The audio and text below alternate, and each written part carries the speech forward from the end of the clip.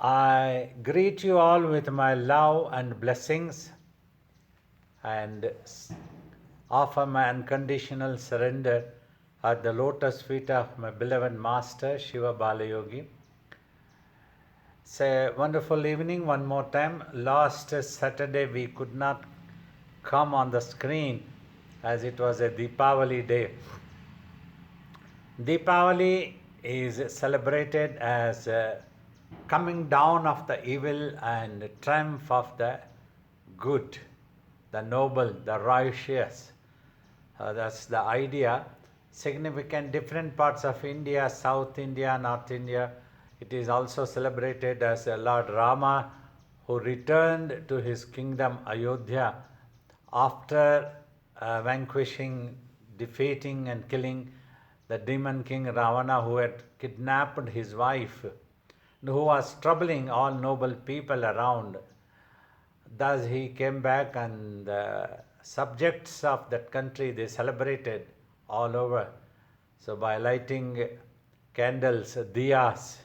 So India traditionally light, it is known as diyas, the candles, not made out of wax, but the diyas are made out of mud, and in that ghee and cotton is kept and that is lighted. Well, in South India, one day before is the Naraka Chaturdashi. Naraka means destroying, vanquishing of all type of sufferings by God. So that is celebrated. So that is how the things, so many different stories. Well, without wasting, we need to go for our meditation, our Deepavali, so that we can slay the evil in our minds. That's important. That is our Deepavali. Remain relaxed. Know that you can remain relaxed when you don't have anything to bother. Right? You all agree? Well, if you adopt that you have to bother for this, you have to bother for that, you have to bother for that, it's a never-ending process in this world. Always there is something to bother about. You have to give up, at least during meditation. Positively think, consider and resolve that you don't have anything that you have to bother. You have to bother to keep quiet. Without bothering, you have to bother that you have to remain quiet mentally. So that's what you need to understand. There is nothing else for you to do. God has not given you any other job.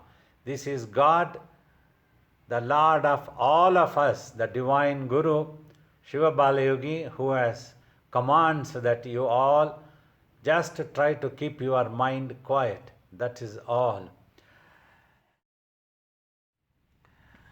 Always remember some more tips. Time is running out. Everything is temporary. We must get into the job seriously to still our minds, to silence our minds. That is important. So now we will start taking questions, Michael, from devotees. Whatever they have doubt, please be clear of what you want to know. Namaskaram, Babaji. Blessings. At the start of meditation, I noticed that I'm just chattering. And then I within that chatter, I say to myself, just watch, remembering your recommendation. And then chatter. Then again, I say, just watch. And then this chatter does momentarily subside and I'm watching.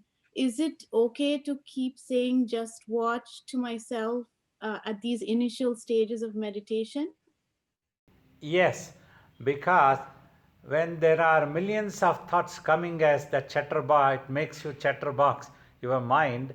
So you take the help of a stronger thought to overcome all those millions of thoughts. You will, by remembering the Guru's instructions, you have to just watch, don't have to do anything. Then you try for that. So like that you keep on doing slowly. In due course of time you will be able to overcome all those thoughts and you shall have the upper hand.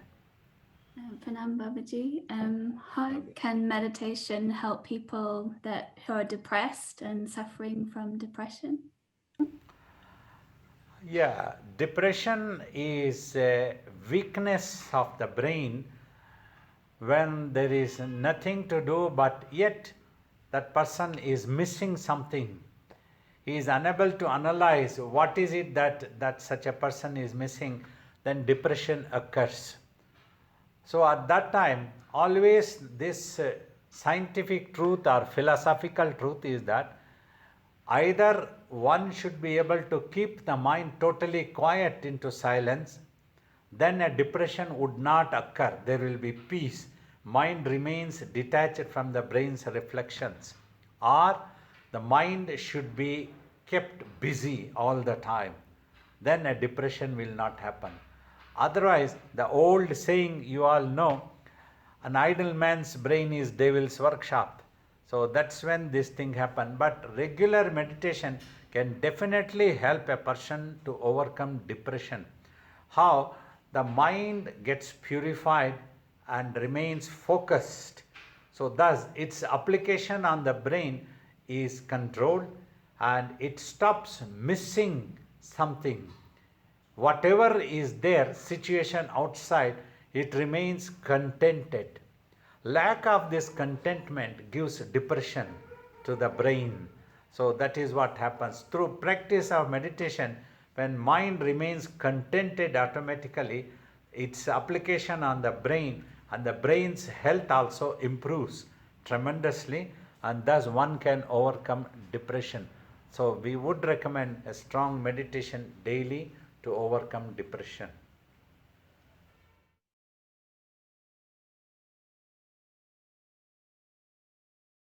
In the family, certain thing happen. First thing important, you remain unaffected. Thus, you will not be a victim of anything. Mentally, you will be perfect and strong, and you get well educated and try to become totally independent always. So that is very important. When you are independent, you have a good job, you are able to earn. So then at that time you will not be confused and you can take a decision to keep away from all such people who are troubling you, who are against you.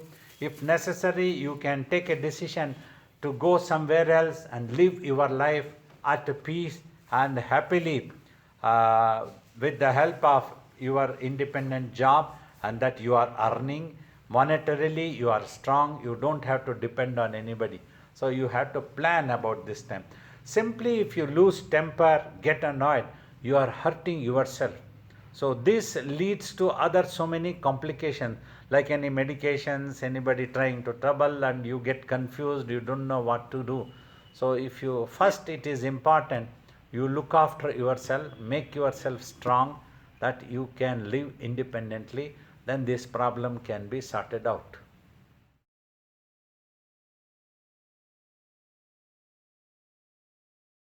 The world never troubles us. We trouble ourselves when we are weak due to our own judgment and due to our own mental weakness, that we are unable to keep ourselves mentally strong, and we become weak and we lose temper. That is basic things I am talking. Finally, it can lead to any medical conditions, these things happen. But even now, if you understand what I am talking, that first you have to look after yourself. So you never try to decide that somebody is bothering me, somebody is bothering me.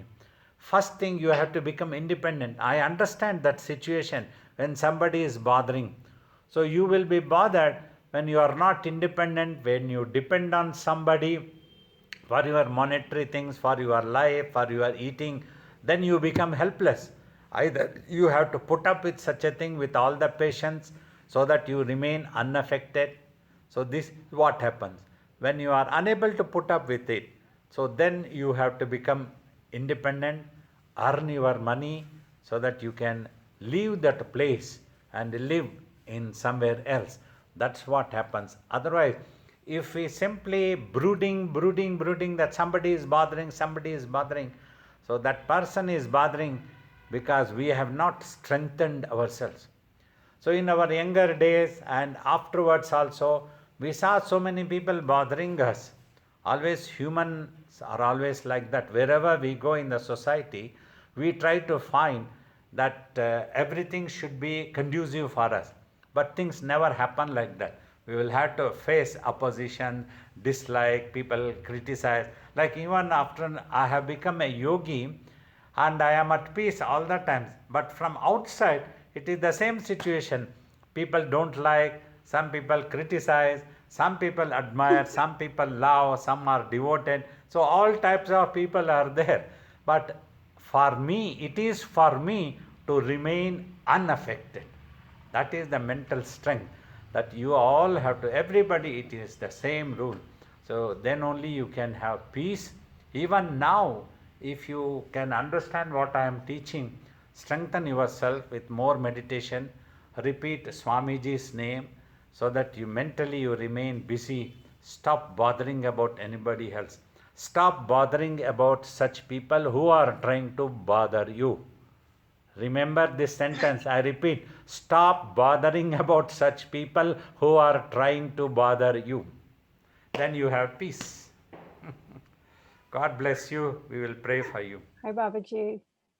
Hi. My question is about families. When there are tensions and perhaps it might be best to distance myself, but also there's a responsibility, we care for our body, our mind, and each other. So then how to balance, distancing myself. Often we try to combine our mental situation and physical situation. Like it is a family, as you have mentioned. Physically, you may not be able to distance yourself. You have to live in the midst of that family, within the family, as a family member. But when you practice meditation strongly, you can mentally distance yourself. Then you have peace. So that is what is important. So your smiling tells me that you have understood what I am trying to tell. That's it. We in this world is like that. Physically, we may not be able to go away to some other planet. We will have to live. It's like living in the midst of 32 teeth for the tongue. Tongue cannot run away. But tongue can be very careful, intelligent, wise, not to get sandwiched in between two teeth. So that is the skill. Through practice of spiritual exercises, meditation, etc., you have to learn and then live peacefully. Thank you. Babaji, nice to see you again. My question is, years ago I read in your book that you are the master of our emotions. So what's happened is that every time I've been in a bad state or I have negative emotions in my meditation, I call you in and say, please, Babaji, help me there. And it works. It's really, my emotions start fading and I go back to a calm state. My question is now, is this okay to do, or have we start to learn of standing of our own feet? You see, for a while, this is recommended it is like the Bhakti Marga of Bhagavad Gita's teaching, that you have faith in your Guru or in your deity. Even Ramakrishna Paramahamsa said, faith in the name of Lord can work wonders. All the things that happens is within your mind. Your mind gains strength. Like you need to have reverence to the master. Just now, as a master, I am talking to you.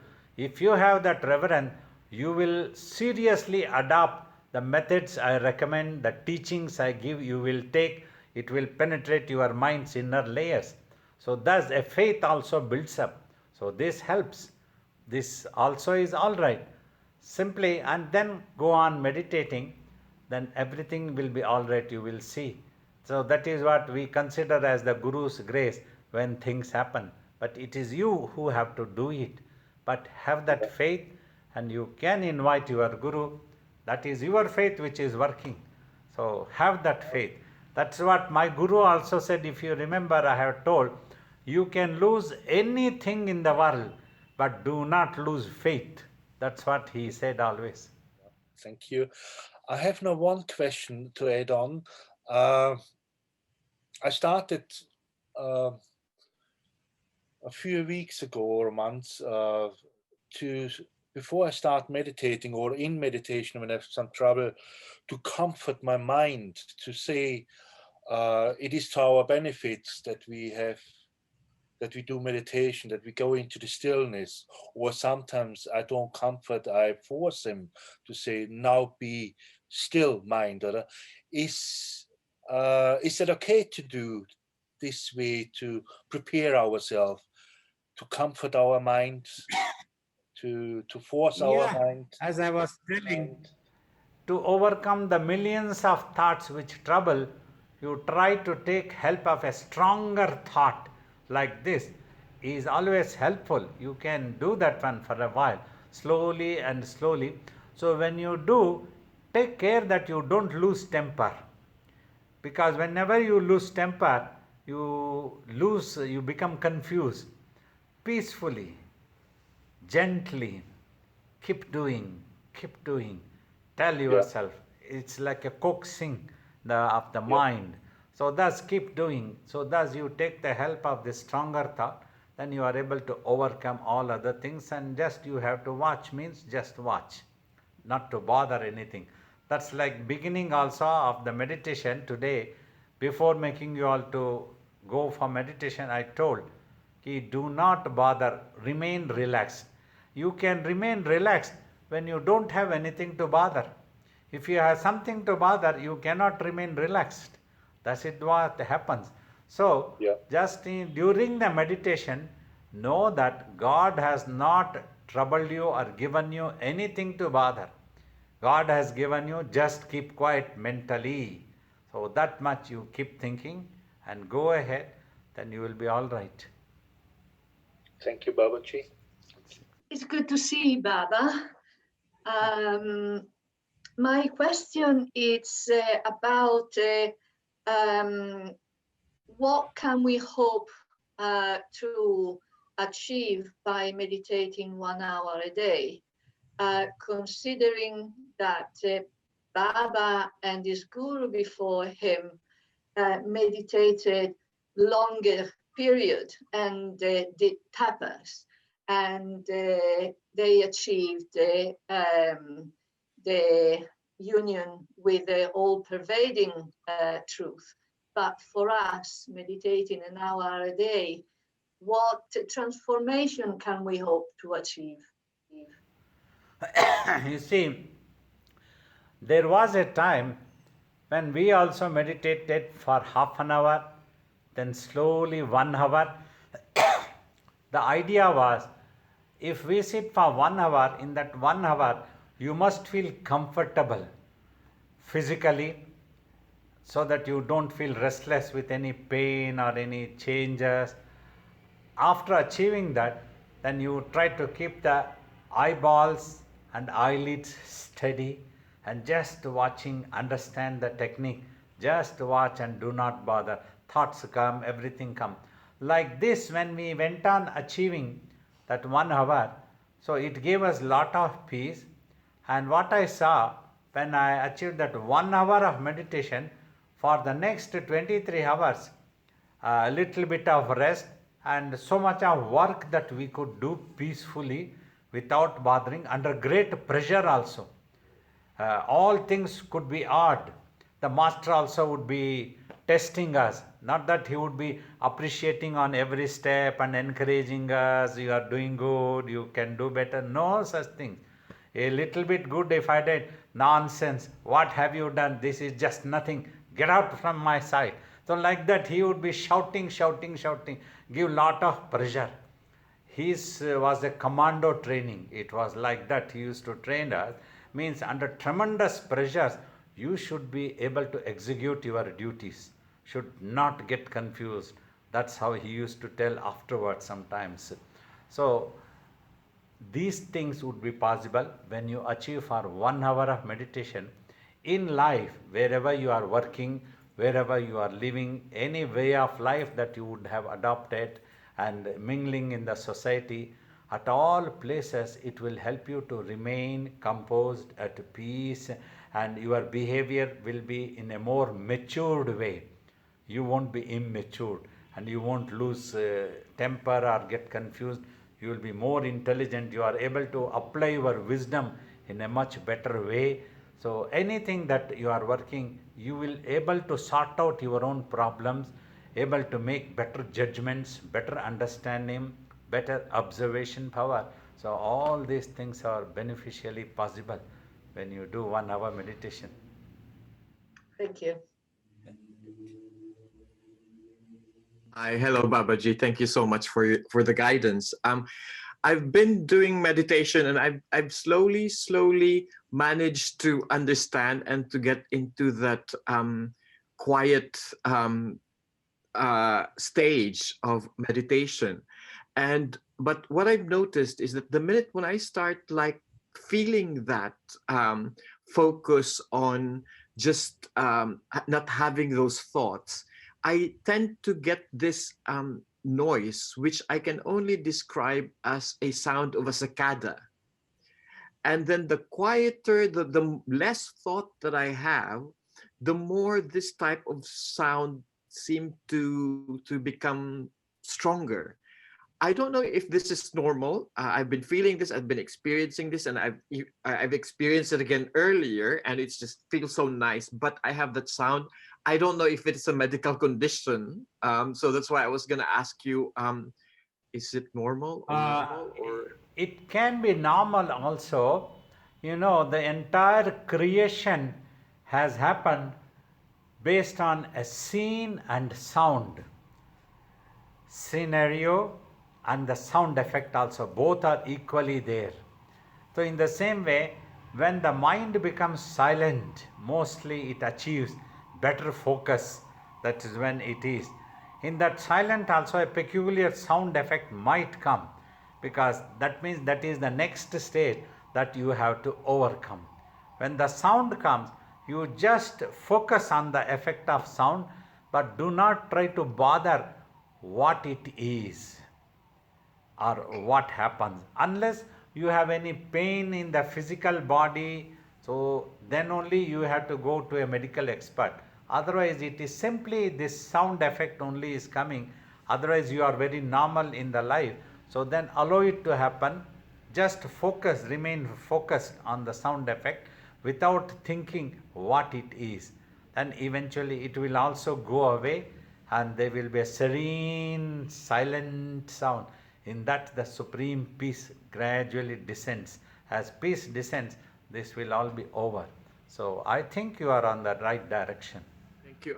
I just want to add something to that, because it's like the sound that I sort of like remember when I was a kid, and I wake up in the middle of the night and I hear that sound as well. So anyway, it's just an addition. But yeah, I thank you that I know that it will disappear as well. And Yes, I'll have that might be complete the science. habit I'm waiting that for the that. mind has picked up since childhood. So that's why now it is producing that sound when it is unable to think anything else. So it will go away. Thank you. Thank you so much. Thank you. I would like to know how it feels when the mind internalize. And does it happen suddenly, or is it a slow process? Generally, it happens in a slow process, because there are millions of thoughts there. When you are trying to remain focused into one point, as gradually the thoughts and visions, they all disappear, slowly silencing the mind. So that's how in gradual process it happens. You may notice sometimes, or you may not notice sometimes. Some people may not notice and start thinking that suddenly one day it happened to them, it's silent. It doesn't really happen. When a certain thing has happened since long time immemorial, so it will take the time in the same way to become quiet also. Just like you go in one direction 100 kilometers, and if you want to come back, you have to come back that 100 kilometers. That is the real science. Mind also, the strength of length that it has gone out, it will take that much of time. But as it becomes more and more silent, you are likely that you may not even notice. It happens gradually. Okay, thank you. Pranams, Babaji.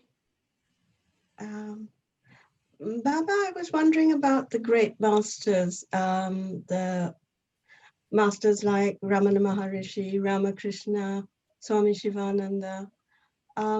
They all suffered in their physical bodies. I was wondering why they have to go through this as well.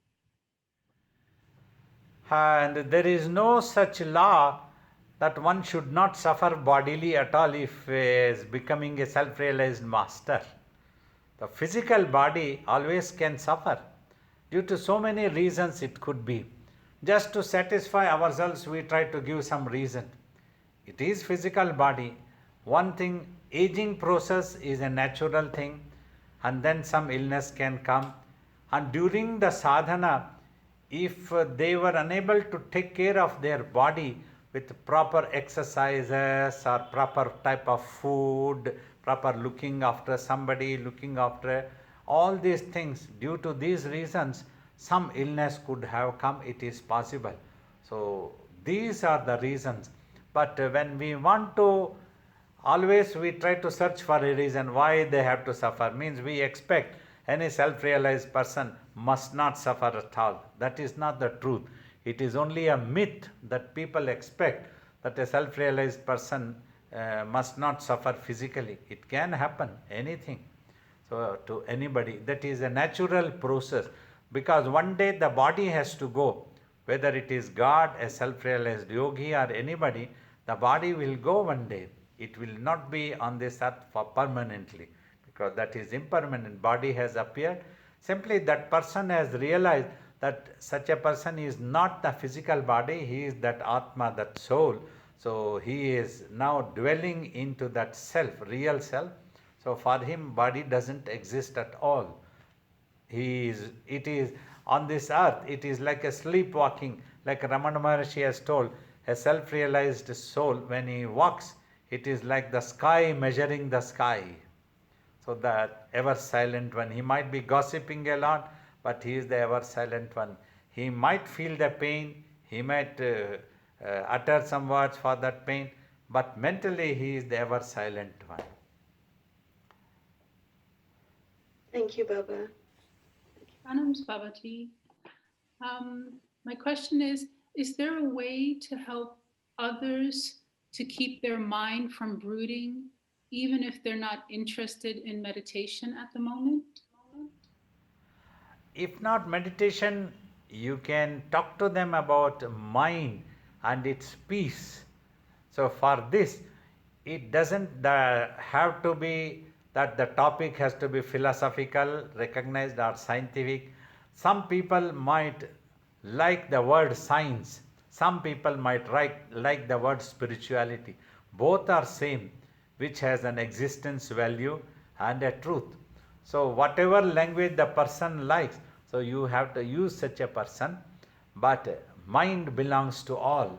It is simple. Whether they accept in spirituality or in science, it is there. It is an existence truth. So talking like this to such people, if they are not spiritually or meditation interested, so you can make them see how important it is to keep the mind quiet and in silence. So mind is meant, when you want to think, you are able to think. When you don't want to think, you should be able to keep quiet. Like this you can talk to them. For this you have to practice. Any way that appeals to you, you can practice. Remain focused or try to count a number. If they don't like spiritual thing, so they can count a number. Many times our teachers used to tell, if you ever lose temper, you sit down in a corner, count the numbers 1, 2, 3, 4, A, B, C, D. So by then the anger comes down, and take a long inhale and exhale. Like this, so many methods are there. They can use any other method also.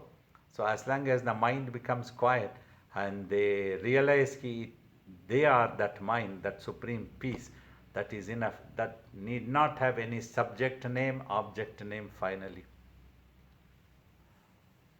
Thank you, Babaji. Hi, Babaji. Just follow up from what Marisol said, actually. You mentioned, for example, like, what about if somebody like using prayer or something like this to quieten them? If they can't meditate, will that help in some ways to quieten the mind, maybe to reflect on something? Is this something that they can Yeah, do? it will be like something is better than nothing. At least they start with something. So if they slowly and slowly, that also if they do strongly with more focus, at least they can achieve some peace and understand the effect. So that is why I tell a religion or a spirituality is simply a cultural. When say a person first tried to know what the truth of the mind, what the truth of my own existence, and then they realized if I need to know the truth of my existence, I need to observe. To know any truth, you have to keenly observe where these wrong things are there, where it can be rectified, where I can realize that this is I am. So when they realized finally, so to present that, they had to use a language. When they used such a language, based on the language that was prevailing in those days, and also the subject and other thing, culture that was prevailing in these days, based on these things they presented. So that came to be known as either a religion or a spirituality or a science, like that. When Newton discovered why the apple is falling down, so he thought it is a gravitational force, and that became a nice physics or science, all these things, Newton's law, it came. If it was a devotional person, he would have thought, oh, God has made this apple to come down instead of going up. So that is based on the culture of a devotional person. That's how things happen. So any terminology, any prayer or any poetry that can create a positive thought and slowly quieten the mind, that is always welcome. It can be a devotional music or a soothing, simply an instrumental music, whatever appeals to such a person, he can take help. So that can be proving as a very good therapy for mind control. That is what is needed. Thank you, Babaji. I don't like to have mental images. I'm coming so much more into reality and what's actually happening. But this Kundalini idea, and I'm told that it's the body and the mind coming together. How important is that? Do we need to think about that or what? No. It's not the body and mind. You know, mind is infinite form. Infinite means nobody has seen in naked eyes what the mind actually is. People talk about the mind based on thoughts and visions. Like my mind wants to do this, I want to go there, I want to be like this. All these mental thoughts comes. The same mind's another portion which has gone into the body, giving you a consciousness about yourself as the physical body. It is so strongly hidden in the body. So both are same. Mind and Kundalini are same infinite consciousness and energy combination. So for this, as we were talking for the previous question about culture and languages, the ancient sages called it as coiled energy, Kundalini. That is all the reality is. So now a seeker is always advocated to remain focused mentally, to control the mind. If the mind comes back and gathers, then it lifts this body consciousness also upwards. They both become one mass and gets detached from the brain and then goes into samadhi. This is what happens. So Kundalini, that is all. So many people have given so many theories to attract people, and it all has gone haywire unnecessarily. Some teacher would have tried to teach in ancient times. So when the Kundalini rises, means when mind concentrates, when it lifts the body consciousness, Kundalini, it rises like a serpent. If 50 students were there, Some would have understood, some would have thought of something else, and they would have discussed among themselves, oh, Guruji told something about serpent power rising, some serpent rising. Another student would have argued, no, Guruji said some serpent sitting there and it rises. So such a person, if he teaches the next generation, he will teach only as a serpent sitting in the Mooladhara. That's what some teacher I have heard. There is really no such serpent is there. The teacher symbolically would have used the example, when it rises like a serpent. Serpent is so fast, push, it goes. That is all used. Other than that, the serpent has no role there. It is the consciousness, it is the infinity. So you don't have to think, you don't have to bother about Kundalini, just you bother about mind control. The mind automatically lifts the Kundalini also. They both become one piece and goes into Samadhi, giving you self-realization. Okay, Another thank you very point, also one more point important, compared to the body consciousness, mind is more powerful because it is spread in the universe into billions and billions of layers. If it all comes, it becomes more powerful. So it can lift the Kundalini. The Kundalini, you cannot make it lifted. Even if you try with some methods that some teachers might teach, if the mind doesn't come back, it will fall down again, creating lust and greed. Mind comes back only when it becomes detached from the world, considering with a firm conviction that the world is impermanent. I have to know myself, then only the mind comes. Otherwise, mind remains attached to the world and the Kundalini also cannot rise. So this is another important point. Thank you very much. Welcome. It's so fortunate to talk to you today, Babaji. As you know, I am studying and I am trying to do my meditation, but something, some difficulties arose in the past, and I really got stuck, and I'm not able to do my meditations properly.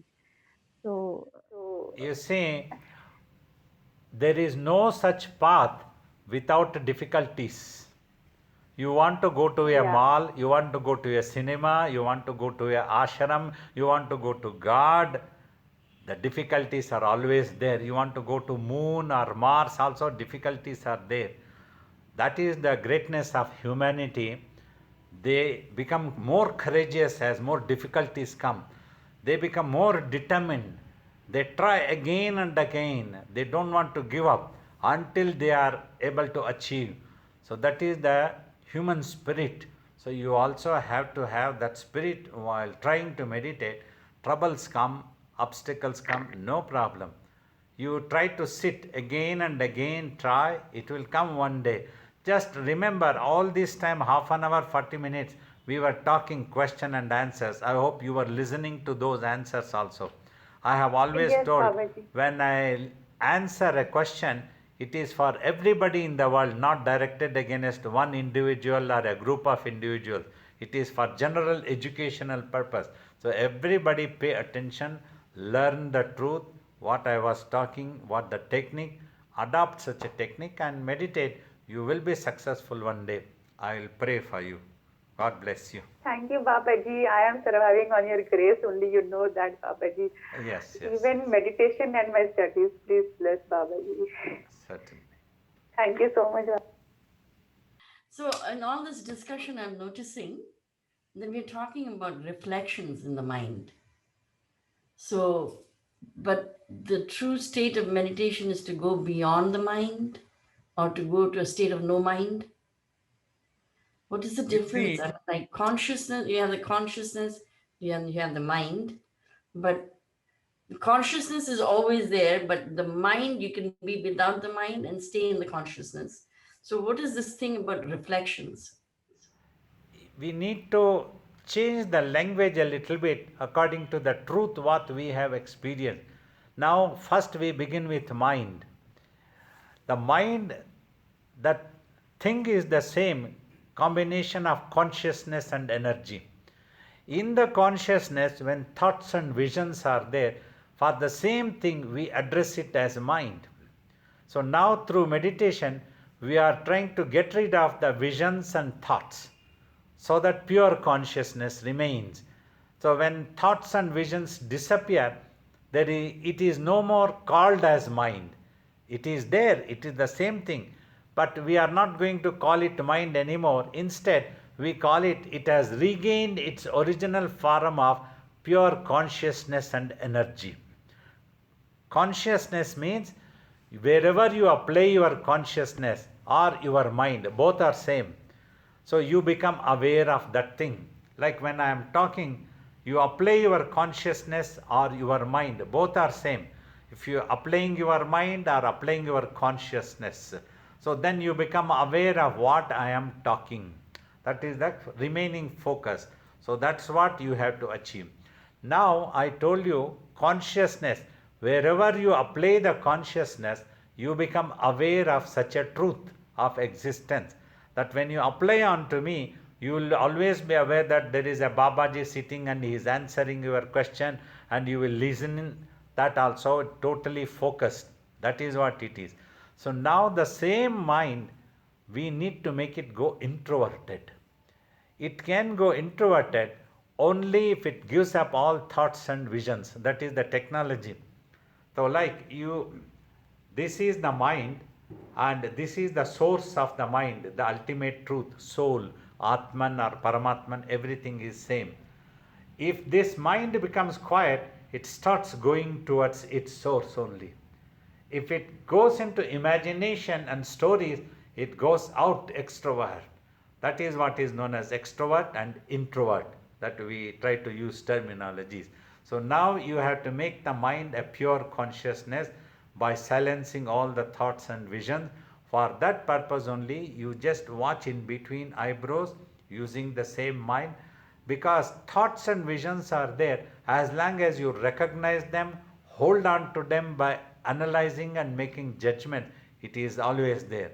So you give up judgments, you give up analyzing, you just become quiet. So then it also disappears. Then it goes into self and merges with the self. So this is what the process that has to happen. Your job is to silence the mind by just silently watching. So you become silent. So reflecting is like analyzing or judging. Yes, yes. So during meditation, you must not do that one. So just allow it to happen. Don't bother what it is. Let it happen. It is all the previously imagined thing. Let it go. Then it will go. If you don't analyze or make a judgment, if you don't reflect also. Wonderful. We have had a very good session. I appreciate everybody's participation, and some very beautiful questions came, giving me an opportunity to share my experiences and my receiving the teachings from my guru. Based on that, I have answered. Before going to meditate, you can reflect a little bit of what I try to teach. But then go to meditation, do not reflect for anything. Just watch in between eyebrows, keep practicing.